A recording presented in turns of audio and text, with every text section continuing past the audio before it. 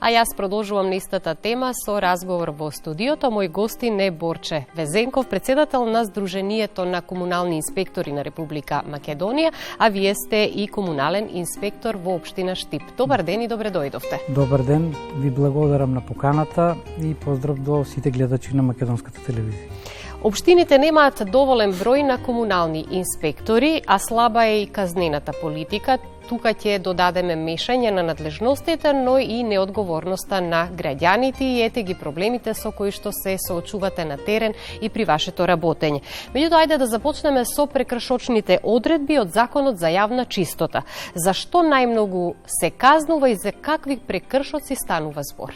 Кога станува збор за комуналната дејност? Законот за јавна чистота, како еден од главните закони, да кажам, на комуналната инспекција, во главном имаме глоби за сторен прекршок на физички лица.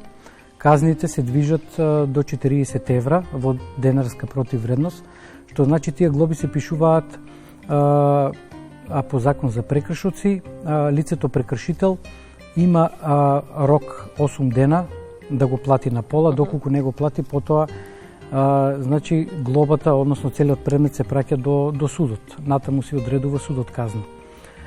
Додека за правните лица казните се малце поголеми и се движат од 1000 до 1500 евра во денарска противвредност, а 300 евра е казната за одговорното лице во правното лице. Сега за какви прекршоци станува збор? Да. Па вака, значи најчесто за физички лица прекршоци има оставање на земја и шут на јавни површини, кога некој дома реновира, да кажеме, нешто или остава некои предмети на улиците, на тротоарите. Исто така дивите продавачи кои што продаваат и го узурпираат јавниот простор на самиот тротоар. Значи, од прилика, генерално се тие проблемите кои што пишуваме глоби. Додека за правните лица, значи глобите најчесто се за одлагање на градежен шут и земја на места кои што не се определени за таа намена. Така. Доколку бидат фатени на лице место, се разбира. И сега за одлагање на шут на јавни површини од страна на граѓаните, каде е решението? Треба да се јават во општината, да ги контактираат комуналните инспектори и да добијат решение што треба да направат понатаму, вие да им помогнете. Па вака, значи сите правни лица кои што работат со таа работа, значи треба да се јават во општината, да кажат дека имат своја работа, односно дека имаат за одлагање одредена количина на земја или на градежен отпад, да кажам, и потоа значи се добива решение, односно истите се упатуваат на која локација можат да го сторат тоа. Во повеќе случаеви, значи повеќе фирми не го поштуваат реагираат само иницијативно и го одлагаат сметот на несоодветни доколку бидат фатени на лице место, значи сме приморани да ги пишеме тие глоби за сторен прекршок. Еден од главните проблеми е дека општините немаат доволен број на комунални инспектори, па во поголемите градови има минимум еден инспектор, некои одат во пензија, доаѓаат нови, но некако бројот постојано е мал. Во помалите општини се случува и еден инспектор да покрива повеќе области и тоа е голем проблем за функционирање на општинската комунална инспекција на терен, да се детектираат проблемите и соодветно да се реагира на нив. Па вака, значи нормално во поголемите градови значи има минимум по еден комунален инспектор, додека во руралните општини може да се каже дека нема ни еден. Има значи проблеми, помалите општини се среќаваат со тој тип на проблем да немат едноставно инспектор и кога ќе добијат пријава во низината општина да не можат да постапат. Имавме некои меѓуопштински соработки со помалите општини, но и тоа можам да кажам дека не функционира во целост, бидејќи тоа сепак представува друга општина, друга територија и едноставно ние како инспектори немаме надлежност на друга територија. Так. И малце е тоа проблем, но секој пат поефикасни ќе бидеме доколку имаме поголем број на инспектори и доколку на лице место кога се оди, значи одат еден, двајца, да бидеме, да кажам, појачени со комунални редари, кои што исто така се многу битен елемент во секоја општина за одржување на јавната хигиена и јавната чистота, бидејќи кога на лице место ќе биде фатен прекршителот, многу е лесно да се детектира кој е тој и доколку во одредениот период даден од наша страна како инспектори не го отстрани тој отпад, не го собере, не го исчисти, едноставно сме приморани да упатиме апел до јавното комунално претпријатие да го исчисти, а прекршителот да добие глоба. Детектирате проблеми на терен, но и постапувате по представки, односно пријава на граѓани. Комуналните инспектори постапуваат по сите представки кои што ги добивате од страна на граѓаните, па прашањето ми е колкава е динамиката, колкав е бројот на предметите и што е најважно, дали се решаваат? Па вака, значи, доколку се пријави за увид на лице место од граѓанин, ние како инспектори мора да постапиме по таа пријава, бидејќи е веќе пријавена. Има законски рокови, во кои законски рок треба да се излезе на увид на лице место, во кои законски рок од 3 дена да се изготви записник за тој увид на лице место и потоа, значи, од изготвениот записник се изготвуваат и други документи, односно доколку има прекршок, лицето се задолжува со решение во кое се опоменува или се задолжува и потоа доколку не постапи по тоа, значи следуваат тие глоби, кои што за граѓаните во некои случаеви имаат ефект, во некои случаеви многу нема ефект, бидејќи постојано го прават истиот тој проблем и едноставно доваѓаме до некој ќорсок, как да кажам, а обично тоа се прекршители кои што не се во работен однос, едноставно социјални случаи кои што да едноставно не можете да го санкционирате, едноставно не можете да го спречите во тоа што тој го прави. Тука во прашање е свесноста на граѓаните.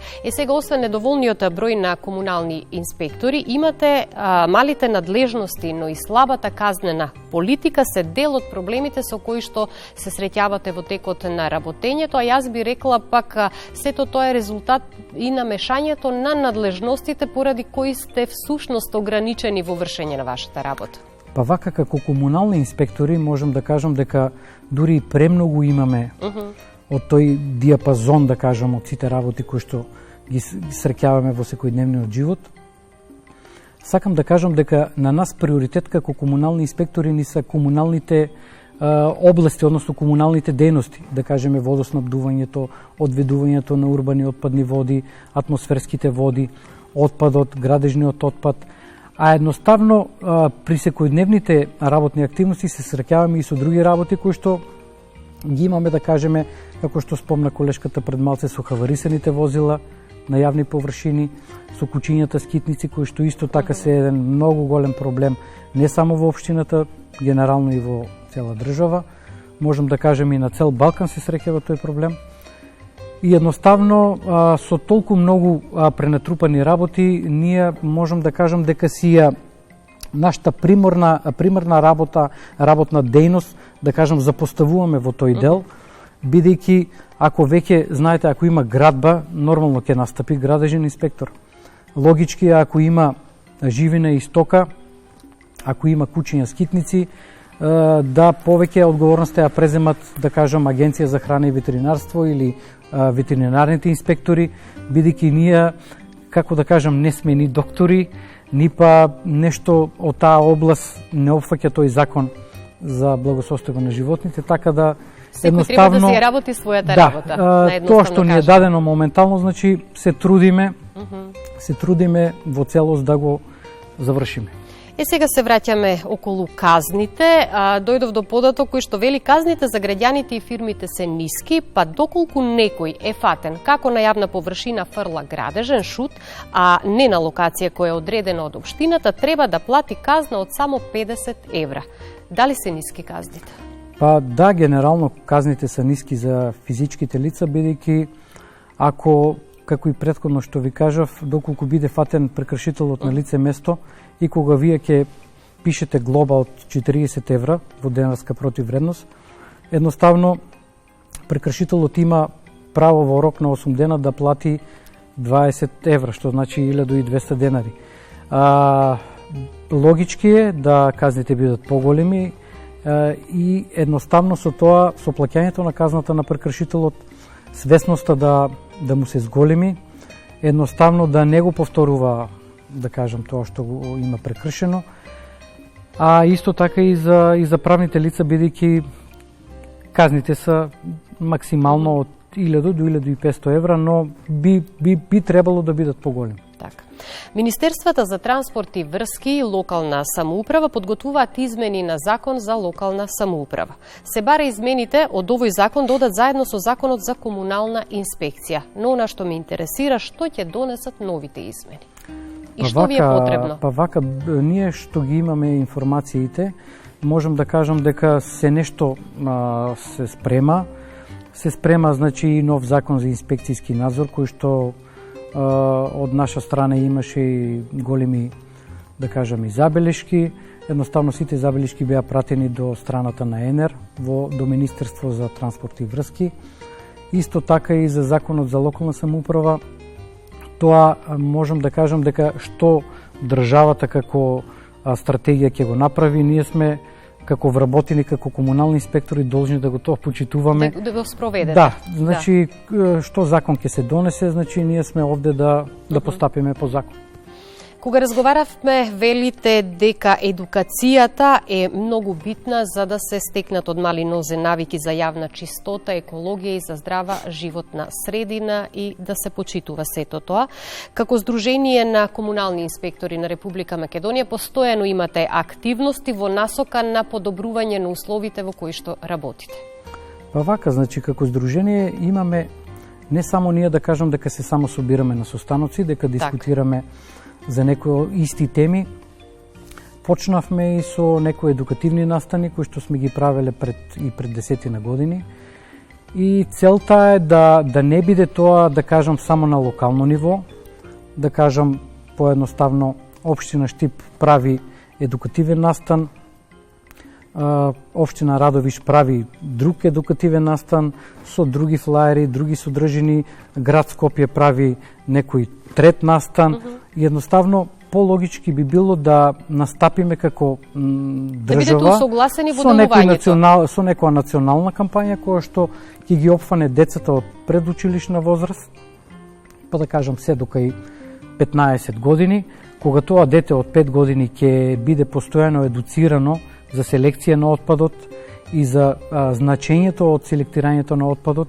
Значи, тие 10 години кога ќе порасне, кога ќе стане возрастен човек веќе, ќе биде свесен, еколошки свесен и ќе знае дека треба да го одложи отпадот, односно дека треба да го селектира отпадот, а со сето тоа, значи, нема да имаме вакви проблеми како што имаме денес, расфрлан отпад или контейнерите кои што се за селекција, на места каде што се одлага пластика да се фрла се и се што и стакло, во контейнерите за стакло да има и текстилен отпад. Едноставно проблемите си ги сами ние правиме како граѓани, а повеќе проблеми правиме на јавното комунално предпријатие кое што е должно да го собира тој тип на отпад и потоа, значи, едноставно со тој тип на мешан отпад доваѓат до проблеми, бидејќи самите треба потоа пак да го селектираат. Бидејќи работите како комунален инспектор во општина Штип, каква е состојбата во Штип? Состојбата во Штип е добра, можам да кажам.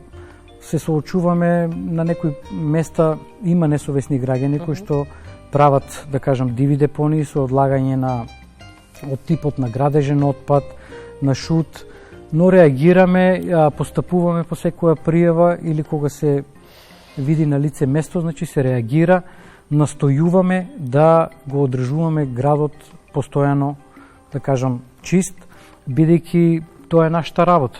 Така.